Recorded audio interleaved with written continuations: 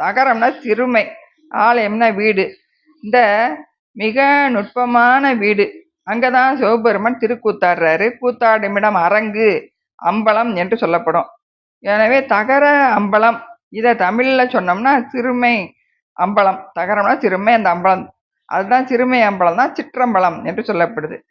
இதனோட மேன்மையை குறித்து திரு என்ற அடைமொழியை சேர்த்து சொன்னோம்னா திருச்சிற்றம்பலம் என்றும், பிண்டத்தில் இருக்கக்கூடிய அம்பலம் திருச்சிற்றம்பலம், அண்டத்தில் இருக்கக்கூடிய அம்பலம் பேரம்பலம் என்றும் இந்த இரண்டையும் இப்ப திருச்சிற்றம்பலம் என்று சொல்ற வழக்கமாயிருச்சு.